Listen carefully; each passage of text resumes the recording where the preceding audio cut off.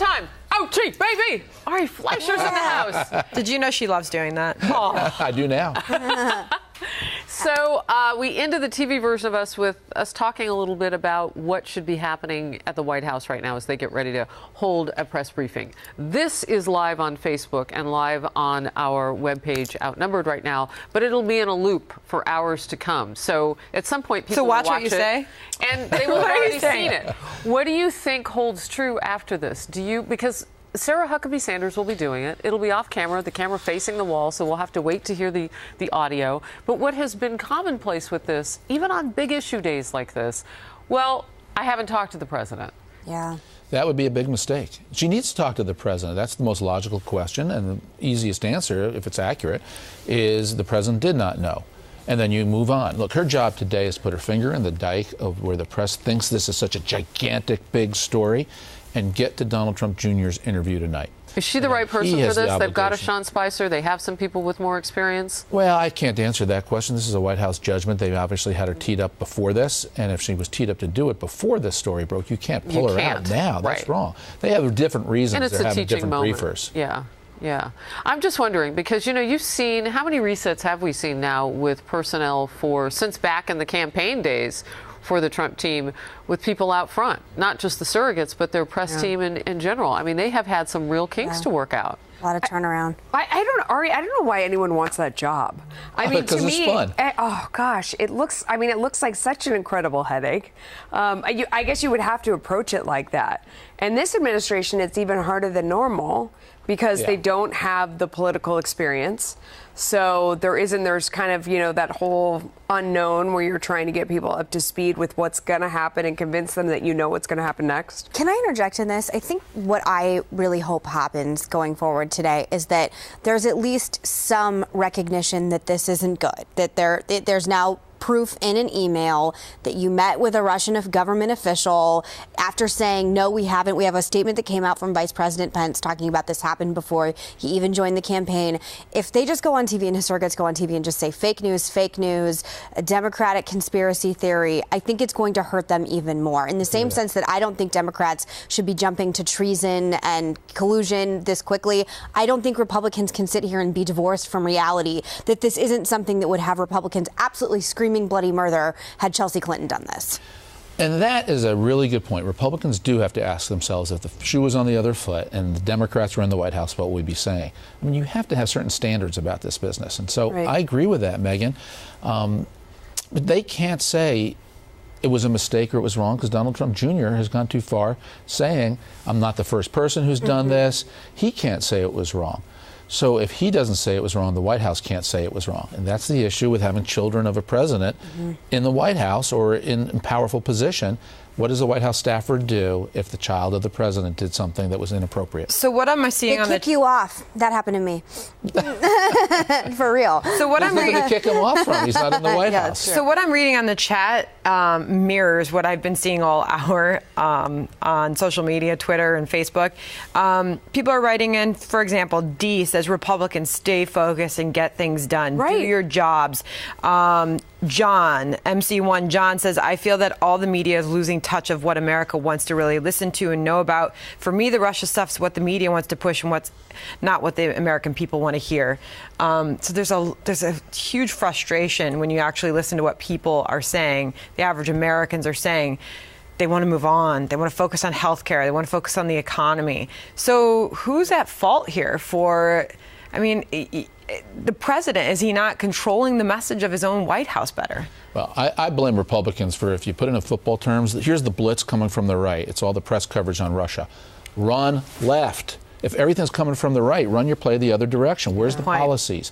Again, focus on policy and the scandal stories. And who's to say they're not? Who's to say the president's not while all this is going on? Well, that's a great point. And they all are trying. It's behind the scenes. It gets the page B6 instead of A1. But they still have to deliver on health reform. It's not as scandalous. It's not as salacious. There's so many players in this. It's very dramatic.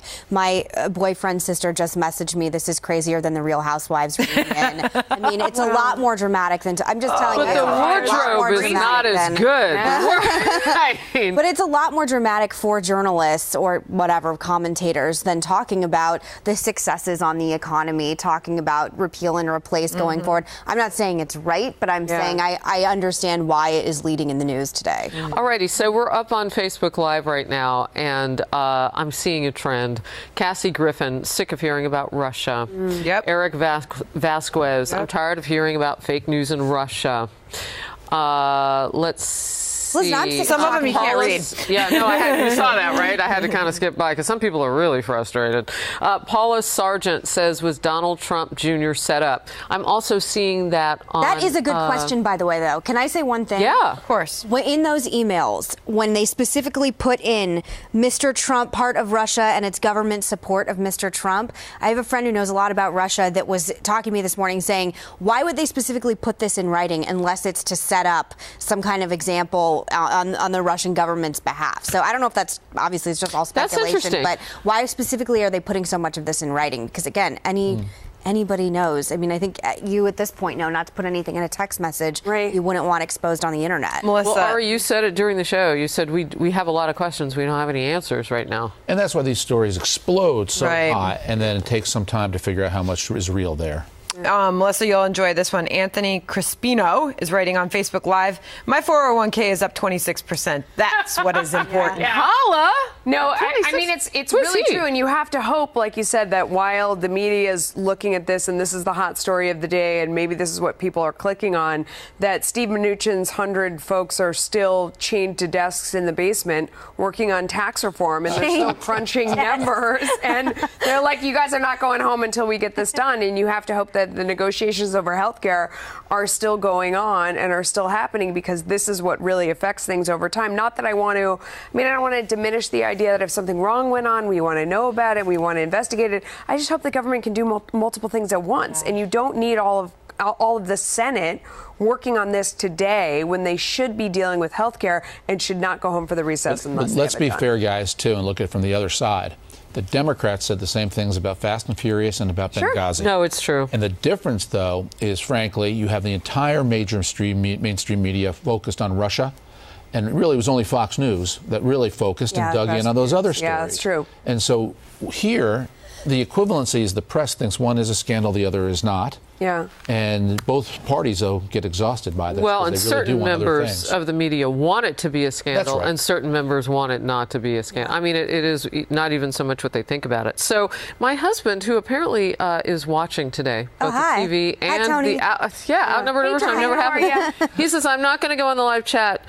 Great job, sweetie. I love you. And tell Ari Fleischer, he is terrific.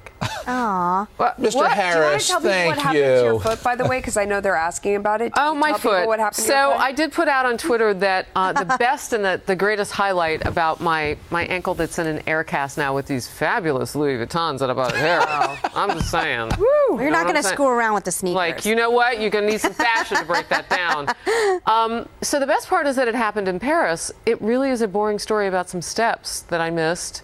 You know, trying to run to get to the next thing with my kids. But yeah, it did involve some post-injury shopping. Good.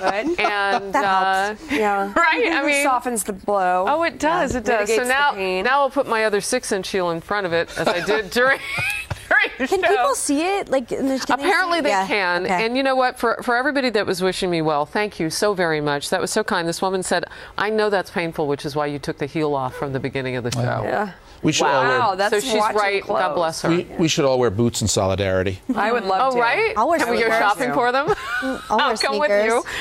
So the other thing that I'm kind of seeing on here, too, not just stop talking about Russia, but there are some questions about why the White House doesn't stop talking about Russia. I don't think they can at this point, can they? No, because the press corps was the only thing they talk about at the briefing. But you made the point that Donald Trump Jr. is not an employee. Yeah. So why can't they move on and let him attorney deal with it? Well, Jared Kushner is, and he worked in a formal capacity for the Trump campaign when this occurred. Yeah. So that makes it relevant and important. For the White House particularly. And one story said Jared walked out after 7 minutes of the meeting. Paul Manafort stayed there on his phone and ignored it all. Is that true? Did Jared do that? So she'll have substantive questions to take about Jared's role. Sandra. Well, the only piece of advice I give going forward, it's why having political experience is still important, so you won't make mistakes like this. Wow, I love Outnumbered. We can't Jorge Ferrer says, excellent show, and the women are so powerful that they articulate the message very clearly and thoroughly. And the one lucky guy, too. Keep up the good work. Felicia, thank you so much. Thank you, guys. Thanks to our viewers. Bye. Thank you.